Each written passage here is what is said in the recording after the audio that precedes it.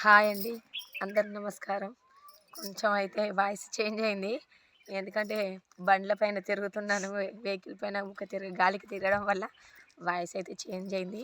ఏమనుకోకండి ప్లీజ్. మ ఇప్పుడైతే మరొక పురాతనమైన ఆలయంతో మేము ముందుకు వచ్చాను. ఏంటి అంటే మన కరీంనగర్ జిల్లా రామడుగు మండలంలో ఉన్న మునీశ్వర గుట్ట అని చాలామందికి తెలవదు. నాకు కూడా ఇప్పుడు 6 నెలల నుండి అనుకుంటున్నాను ఈ ఆలయం తెలుసుకోవాలని. కరెక్ట్ అయితే ఎవరు చెప్పలేదు. మళ్ళీ వెతికి అడిగి అడిగి అయితే తెలుసుకున్నాను. లోపలికి ఉంది. చూడండి ఒకసారి ఎలా ఉందో.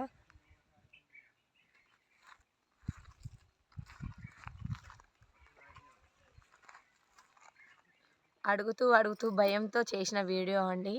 చాలా భయంతో వచ్చాము. ఇక్కడ ఎవరైనా ఉంటారో ఉండరో అని. నాకు ఇక్కడికి వచ్చాక తెలిసింది ఇంత మహిమ ఉంది ఇక్కడ స్వామివారి దగ్గర. ఇంతమంది భక్తులు వస్తారని ఇప్పుడే తెలిసిందండి. చాలా అద్భుతం. ఏంటి అనేది పూర్తిగా తర్వాత వాళ్ళ మాటల్లో అయితే తెలుసుకుందాం. ఇక్కడికి ఈ వీడియోనైతే స్కిప్ చేయకుండా చూడండి. చాలా వివరాలు ఉన్నాయి. చాలా అంటే చాలా, అసలు ఏ యూట్యూబ్ ఛానల్లో లేని వివరాలు అయితే ఈ వీడియోలో ఉన్నాయి. ఒకసారి అయితే చూడండి. తప్పకుండా మిస్ అవ్వకుండా చూడాల్సిన వీడియోనండి. ఈ వీడియోని 10 మందికి షేర్ చేయండి కూడా. ఎందుకంటే చాలామందికి ఉపయోగపడే వీడియో అండి మన వీడియో. ఒకసారి అయితే పైకి వెళ్ళి ఒకసారి ఆలయ వివరాలు అయితే తెలుసుకుందాం పదండి.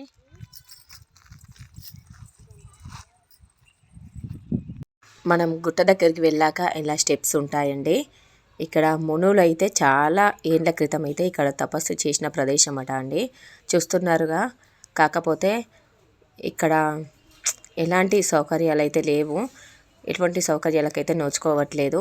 చాలామంది భక్తులు వస్తుంటారట ఇక్కడికి. మనకు అయ్యగారు దొరకాలి అంటే మనం ఇక్కడికి సోమవారం అలాగే శుక్రవారం 12కి వస్తే మనకు అలాగే భక్తులు అలాగే అయ్యగారు ఇలా మనకు ఇన్ఫర్మేషన్ ఇస్తారు. ఏదైనా కావాలి అంటే సంతానం లేని వారికి అయితే ఇక్కడికి వస్తే 100% సంతానం కలుగుతుందండి. ఎందుకంటే మా పక్క వాళ్ళు కూడా చెప్పారు ఇక్కడికి వెళ్ళాకే సంతానం కలిగిందని. ఇక్కడ మన మెట్లు ఎక్కే మార్గంలో ముందు హనుమంతుల వారు ఉంటారు. స్వామివారి దర్శనం చేసుకొని స్టెప్స్ ఎక్కాలండి. చూస్తున్నారుగా స్టెప్స్. చుట్టూ చెట్లు, చాలా ఆహ్లాదకరమైన వాతావరణం అండి. ఇక్కడ మునులు అంటే విశ్వామిత్రులు మనకు తెలుసు. మనకు రాముల వారికి బోధించిన వారు. అయితే విశ్వామిత్రుల వారు ఇంకా 4 మునులు 5గురు ఇక్కడ తపస్సు చేసి ఉన్నారట. ఇక్కడ మొగలిపాలెం అనే నీరు కూడా ఉండేదట. అందులో మనం స్నానం చేసి ఇక్కడ దర్శనం చేసుకుంటే ఎలాంటి అనారోగ్య సమస్యలున్నా పోతాయని ఇక్కడ అయ్యగారు చెప్పారు.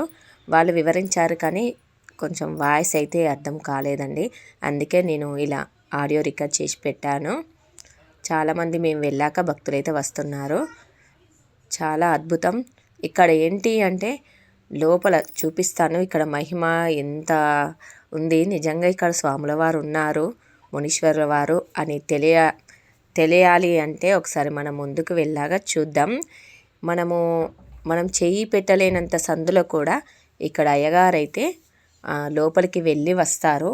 చూపిస్తాము లోపలికి వెళ్ళి కూడా ఎలా ఉంటుంది అనేది. చాలా కష్టం అండి. మనలాంటి వారైతే లోపలికి వెళ్ళలేరు ఈ గుహ లోపలికి. అయ్యగారైతే కాసేపు స్వామివారి పూజ చేసుకొని తర్వాత దేవుడు ఆవాహమైన తర్వాత లోపలికి వెళ్ళారు. ఆ వీడియో కూడా చూపిస్తాను. ఇక్కడ చాలామంది భక్తులు వచ్చారు. వాళ్ళ మాటలో మీరు ముందు తెలుసుకుంటారు. ఇప్పుడైతే మనం ఒకసారి చూద్దాం. గుహ లోపలికైతే మనం వెళ్ళలేము. అడుగు కూడా పెట్టలేము, అంటే చెయ్యి కూడా వెళ్ళదు మనది. ఇక్కడ అఖండ దీపం అండి. ఇక్కడ మునీశ్వర్లై చిన్న విగ్రహాలు, నాగప్రతిమలు ఉన్నాయి లోపల. మీరు వెళ్ళాలి అనుకుంటే రామడుగు వెళ్ళాక అడిగితే చెప్తారు ఎలా వెళ్ళాలి అనేది. చాలా కష్టంగా ఉంటుంది ప్రయాణం, దారి సక్కలేదు. ఇక్కడ చూపిస్తున్నారు చూడండి, ఇదే గుహనండి. ఇందులోకి అయ్యగారు పడుకొని వెళ్తారు లోపలికి. చూస్తున్నారుగా ఎంత సందు ఉందో, చిన్నగా ఉంది. అటువంటి సందులో నుండి అయ్యగారు వెళ్ళి మళ్ళీ రావడం అసలు చాలా చెప్పలేని విశేషం ఇక్కడ నిజంగా. తర్వాత వీడియోలో పెడతాను నేను. ఇక్కడ అయ్యగారు పూజ చేసేదైతే ఒకసారి చూద్దాం. అయ్యగారు అయితే ఈ అయ్యగారే ఇప్పుడు 83 సంవత్సరాలు ఉన్నాయట. ఇప్పుడు వెళ్తున్నారు లోపలికి. చూడండి, పడుకొని స్వామివారు ఆవాహనం అయ్యాక వెళ్తారు. తల ఇలా గుద్దుకుంటారు దానికి. అప్పుడు ఇక్కడ స్వామివార్లు అయితే మునీశ్వర్ల వారు అయితే ఆవాహనం అవుతారట. తర్వాత వాళ్ళు ఆవాహనమైన తర్వాత వెళ్తారు లోపలికి.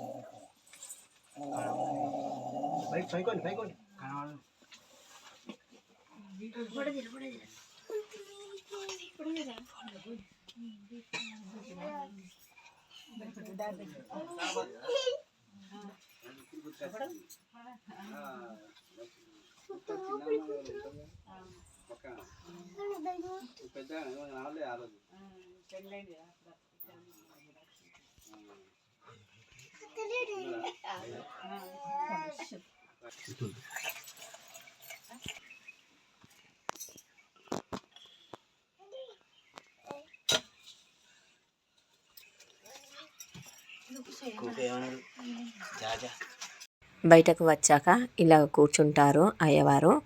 ఇక్కడ సమస్యలు ఉన్న వారిని అయితే పిలుస్తారు.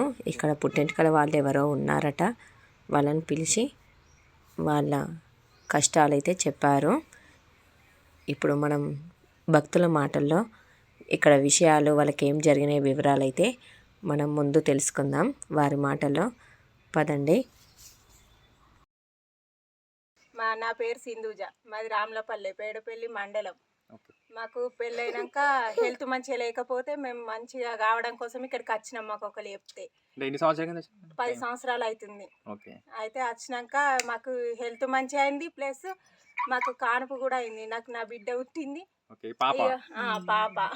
ఇక్కడికి వచ్చిన తర్వాత ఇక్కడ అయ్యారి దగ్గరకు వచ్చి ఇక్కడ పూజ అయిన తర్వాత సంప్రదించిన తర్వాత కరెక్ట్ 6 నెలలకు అయిందంటే కరెక్ట్ 6 నెలలకు అయింది. ఈ అయ్యగారు చెప్పినట్టు అనుకున్నట్టు అయింది.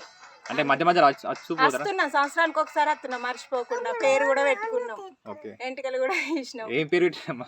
అంటే పేరు చైత్ర అని మున్ని ఎప్పుడు పిలుచుకుంటాం అన్నట్టు, మునీశ్వర్ల దేవుని పేరు. ఇక్కడికి వచ్చినాక సంతానం కలిగింది కాబట్టి ఇక్కడ ఒకటి గుర్తుండాలని మున్ని మింటూ ఇద్దరు కొడుకు. మున్ని అంటే మునీశ్వర, మునీశ్వర్ల మింటూ అన్నగాని మునీశ్వర్ల కలుతుందని. అంటే ఫస్ట్ మీరు లేకుండి, ఎవరు లేకుండా మేము ఇద్దరమే. హెల్త్ పరంగా అయితే మాకు ఇట్లా కూడా అయింది, ఇది కూడా హెల్త్ పరంగా సందర్భం 2 సమస్యలు. ఓకే, చాలా సంతోషం. అంటే మాది పక్కనే కొత్తపల్లి నాది చిట్టుకూరి కుమరయ్య నా పేరు. మేము రాబట్టి దాదాపు 87 నుంచి వస్తున్నాం ఇక్కడికి. రావడానికి 3 నెలల గుట్ట చెప్పంటుంది. 3 నెలల గుట్ట అంటే ఇక్కడ చాలా మందికి సంతానం వాళ్ళకి కానీ ఆరోగ్యం బాగాలేకుంటే కూడా వచ్చి ఇక్కడ మంచి చేస్తారు. అయితే ముందు యాక్చువల్గా ఇక్కడ లోపల ఉంటాడు. యాక్చువల్గా అయితే అయ్యవారు లోపలికి పోయి ఆ దేవుడిని తలుచుకొని అన్ని అడిగి వచ్చి మనకి చెప్తారు అన్నట్టు. ఏ విషయం ఉన్నాను, ఏ ప్రాబ్లం చెప్తాను అన్నట్టు. సమస్య మాది కూడా సమస్య అప్పుడే మాకు ప్రాబ్లం ఉండే. ఒక 3 ఇయర్స్ మేము కష్టపడ్డాం. వీటికి వస్తే మాకు పెళ్ళి పుట్టిండ్రు. అది దేవుని వల్ల అన్ని అనుకూలంగా అన్ని నేను బయటకు వెళ్ళిపోయినా 20 ఇయర్స్ వరకు. అయితే అన్ని అనుకూలంగా మంచిగా ఉన్నాయి. వీటికి వస్తేనే మాకు అన్ని మంచిగా అయినాయి అన్నట్టు. చాలా భక్తి ఈ దేవుడు అంటే మాకు చాలా భక్తి, చాలా సత్యం అన్నట్టు. మన కొడుకు మళ్ళీ ఆయన మా కొడుకు కూడా మళ్ళీ కొడుకు బాబు. మీ కొడుకు, ఆ కొడుకు, ఇంకో కొడుకు. మా బిడ్డ కూడా 2 కొడుకులు. అంటే ఇక్కడికి ఫస్ట్ మా బిడ్డ, తర్వాత చిన్నవాడు కొడుకు అన్నట్టు. ఎప్పటికి వస్తాం, ఎప్పటికి వస్తుంది. శ్రావణ మాసంలో మంది బాగుంటారు. శ్రావణంలో ఫేమస్ బాగా పబ్లిక్. దశావతార దర్శనమియవ వెంకటగిరి రమణ మృదు చరణ శుభ కరుణ కరుణాభరణ శ్రీరమణ కరుణాభరణ శ్రీరమణ. తండ్రి మాటపై దండక చేరి దుష్టుల దృంచి శిష్టుల బ్రోచి రావణ కుంభ కర్ణుల గూల్చిన రామావతార మృదు చరణ శుభ కరుణ కరుణాభరణ శ్రీరమణ. చూశారు కదా అండి ఆలయ వివరాలు అయితే. చాలా అద్భుతమైన ఆలయం. కాకపోతే ఎందుకు వెలుగులోకి రాలేకపోతుంది అనేది ఇంకా తెలియడం లేదు నాకు. ఎందుకంటే ఇటు మనకు రోడ్ కూడా సరిగా లేదు. అసలు మనం రావాలి అనుకుంటే వెహికల్ తీసుకొనే రావాలి. మేము ఫస్ట్ సగం దూరం వచ్చాక ఏం లేదు కావచ్చు వెళ్దాం అనుకున్నాం. అటువంటి పరిస్థితిలో ఉంది ఇక్కడ ఆలయ పరిస్థితులు అయితే. మనకు తాగడానికి తినడానికి అయితే ఏం దొరకవు. అన్ని ఇంటి దగ్గర నుండి తీసుకోవాలి. సంతానం లేని వారికి అయితే ఖచ్చితంగా ఉపయోగపడే వీడియో అండి. 100% సంతానం కలుగుతుందట. ఎందుకంటే మా చుట్టుప్రక్కల వాళ్ళైతే ఇక్కడికి వచ్చాక సంతానం కలిగింది. ఇక్కడ భక్తుల మాటలో మీరు కూడా తెలుసుకున్నారు కదా. సంతానం లేని వారికి అయితే ఉపయోగపడే వీడియో అండి. ప్లీజ్ ఇందులో ఏమైనా మిస్టేక్స్ ఉంటే మన్నించి క్షమించండి. మన వీడియో కనుక నచ్చినట్టయితే లైక్ చేయండి, కామెంట్ చేయండి, షేర్ చేయండి. అలాగే సబ్స్క్రైబ్ చేయడం అయితే మర్చిపోవద్దు. నా గొంతు అర్థమవుతుందో లేదో. మరొక పురాతనమైన ఆలయంతో మీ ముందుకు వస్తాను. ఉంటాను. బాయ్.